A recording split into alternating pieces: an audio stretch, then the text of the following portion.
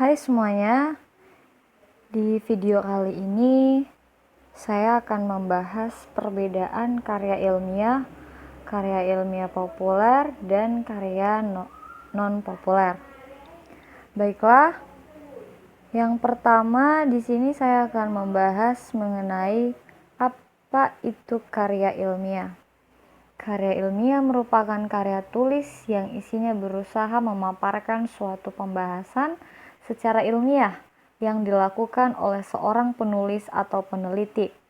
Karya ilmiah biasanya ditulis untuk mencari jawaban mengenai sesuatu hal dan untuk membuktikan kebenaran tentang suatu yang terdapat dalam objek tulisan. Selanjutnya, karya ilmiah mempunyai ciri-ciri seperti berikut, yaitu objektif, netral, sistematis, logis, menyajikan fakta, bukan emosi atau perasaan, tidak pleonastis, dan yang terakhir yaitu menggunakan ragam bahasa formal. Kita lanjut, yaitu mengenai sikap ilmiah.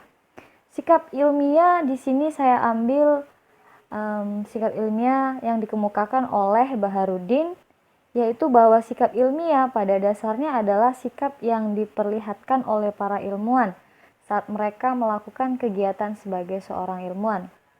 Dengan perkataan lain, kecenderungan individu untuk bertindak atau berperilaku dalam memecahkan suatu masalah secara sistematis melalui langkah-langkah ilmiah.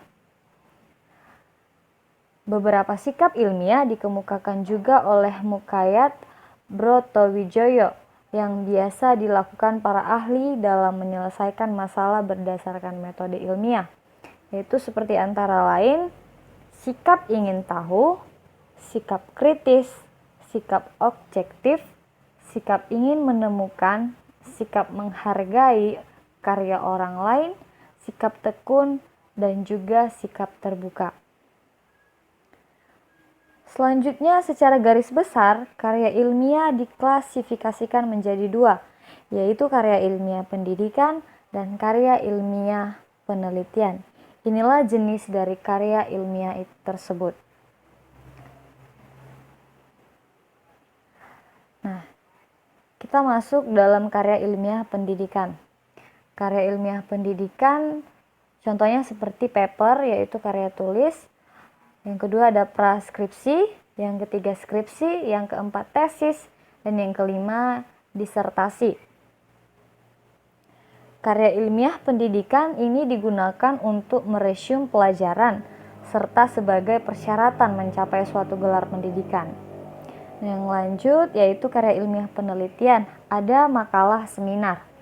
Makalah seminar ini yaitu seperti naskah seminar, naskah bersambung. Setelah makalah seminar ada juga laporan hasil penelitian. Dan yang terakhir ya adalah jurnal penelitian.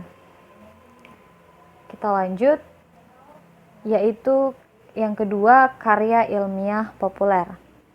Karya ilmiah populer merupakan karya ilmiah yang bentuk, isi, dan bahasanya menggunakan kaidah-kaidah keilmuan, serta disajikan dalam bahasa yang santai dan mudah dipahami oleh setiap masyarakat awam.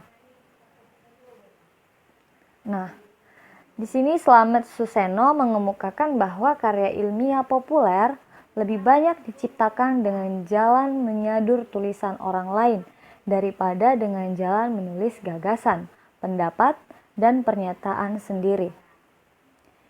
Kita lanjut, yaitu ciri-ciri dari karya ilmiah populer. Yang pertama yaitu kita lihat dari segi isi. Karya ilmiah menyajikan pengetahuan yang dapat berupa gagasan, deskripsi tentang sesuatu atau pemecahan suatu masalah. Yang kedua ada pengetahuan. Pengetahuan yang disajikan tersebut didasarkan pada fakta atau data, atau pada teori-teori yang telah diketahui kebenarannya. Dan yang ketiga, sebuah karya ilmiah mengandung kebenaran yang objektif serta kejujuran dalam penulisan. Yang keempat, bahasa yang digunakan adalah bahasa baku dan banyak menggunakan istilah teknis. di samping istilah yang bersifat denotatif. Yang kelima, sistematika penulisan mengikuti cara tertentu. Nah, 5 ciri ini merupakan ciri-ciri dari karya ilmiah populer. Selanjutnya, bentuk karya ilmiah populer.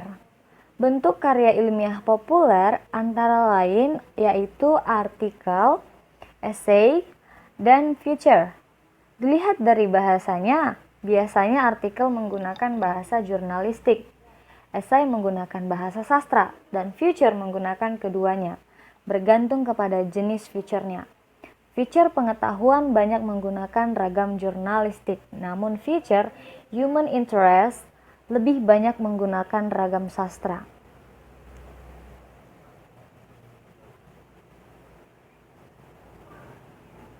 Selanjutnya kita bahas karya non-ilmiah.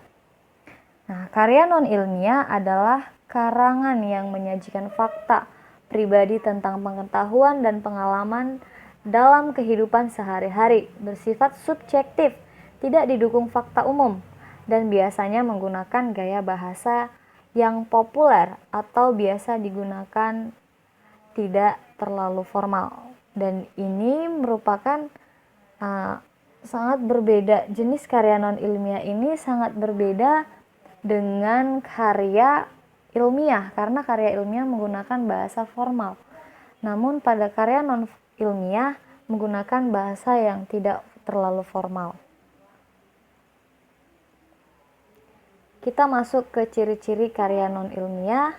Yang pertama itu ada emotif, dan yang kedua ada persuasi, yang ketiga ada deskriptif, dan yang keempat ada kritik tanpa dukungan. Nah, kita masuk dalam macam-macam karya non-ilmiah. Yang pertama itu ada dongeng. Dongeng merupakan suatu kisah yang diangkat dari pemikiran fiktif dan kisah nyata, dan menjadi suatu alur perjalanan hidup yang mengandung makna hidup dan cara berinteraksi dengan makhluk lainnya. Yang kedua yaitu cerpen. Cerpen merupakan suatu bentuk naratif fiktif, dan cerita pendek ini cenderung padat dan langsung pada tujuannya, dan lebih tepatnya lagi langsung pada intinya, seperti itu. Dan yang ketiga ada novel. Novel merupakan sebuah karya fiksi prosa yang tertulis dan naratif, biasanya dalam bentuk cerita. Yang keempat ada drama. Drama adalah suatu bentuk karya sastra yang memiliki bagian untuk diperankan oleh aktor. Dan yang terakhir ada roman. Roman adalah sejenis karya sastra dalam bentuk prosa atau ganjaran yang isinya melukiskan perbuatan pelakunya menurut watak dan isi jiwa masing-masing. Dari penjelasan di atas, dapat ditarik kesimpulan bahwa dari ketiga karya ilmiah tersebut memiliki perbedaan-perbedaan. Demikianlah video saya kali ini. Semoga kalian dapat sudah memahami perbedaan-perbedaan dari karya ilmiah. Terima kasih telah menonton video ini.